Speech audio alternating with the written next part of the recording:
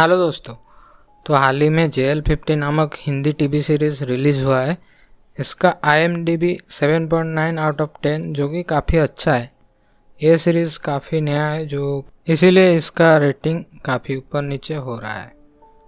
तो अभी शुरू करते हैं JL50 का एक्सप्लेनेशन। कहानी शुरू होता है कुछ बच्चों से जो कि एक फुटबॉल मैच खेल रहे थे।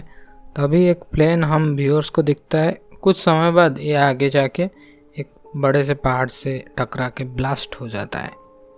फिर कहानी शिफ्ट होता है शांतनु की तरफ, जो कि एक CBI ऑफिसर था और उनके घर में हाउस पार्टी चल रहा था।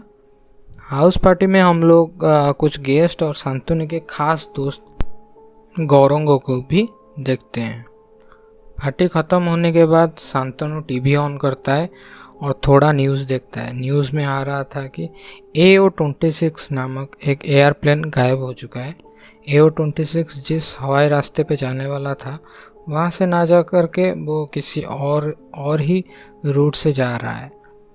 अगले सुबह हम लोग देखते हैं कि शांतनु तैयार होकर के ऑफिस जाता है और वहाँ उसका बॉस बताता है कि उस AO-26 फ्लाइट में 40 पैसेंजर्स के अलावा 8 जाने माने नेता भी शामिल है।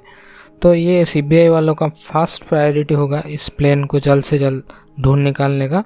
और पिछले दिन बागडोगरा से 125 किलोमीटर दूर किसी गांव में एक प्लेन क्रैश की रिपोर्ट भी किया गया है।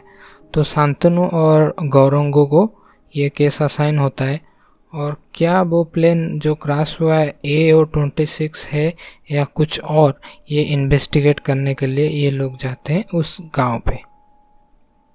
वहाँ से इनको पता चलता है कि प्लेन क्रैश में 2 लोग को छोड़ के बाकी सब मारे जा चुके हैं। और ये जो प्लेन क्रैश हुआ है वो तो AO-26 भी नहीं है। फिर कहानी शिफ्ट होके एक लड़की को दिखाता है जिसका नाम बीहू था और उसके कपड़े से हमें ये पता चलता है कि वो एक पायलट थी।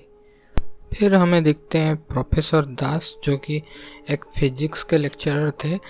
शांतनु और गौरंगो उनके पास जाते हैं कुछ सवाल करने के लिए। और यहाँ पर हमें पता चलता है कि जो प्लेन अभी क्रैश हुआ है वो दरअसल 35 साल पहले कोलकाता के एयरपोर्ट से उड़ा था। और प्रोफेसर दास ही एकमात्र ऐसे पैसेंजर है जो कि टिकट को खरीद तो लिया था लेकिन वो प्लेन को कभी बोर्ड ही नहीं किए। तो ये सवाल शांतनु पूछने पर इसका जवाब में प्रोफेसर फ्लाइंग और हाइट फोबिया जैसे रीज़न दे देता है।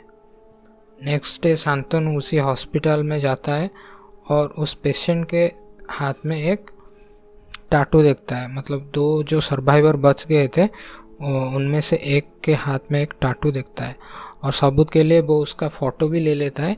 उसके बाद गौरंगो शांतनु को बताता है कि AO-26 को ABA वालों ने हाईजैक कर लिया है और इसके बदले में वो अपने लीडर पार्थो मजुमदार की रिहाई मांग कर रहे हैं।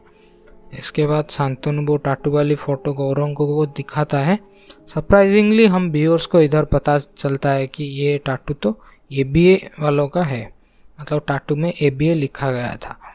ABA यानी आज़ाद बांग्ला एसोसिएशन, जिनका एक ही मकसद है बांग्ला को मतलब वेस्ट बंगाल को भारत से अलग करके कम्युनिस्ट शासन चलाने का।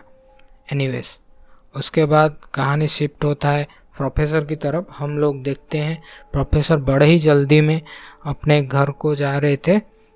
घर जाके वो एक फ़ोटो और कुछ डॉक्यूमेंट्स को लेकर बाहर आते हैं और उसको जला देते हैं। यहाँ पर हम लोग जान पाते हैं कि प्रोफेसर कुछ तो छुपा रहे हैं।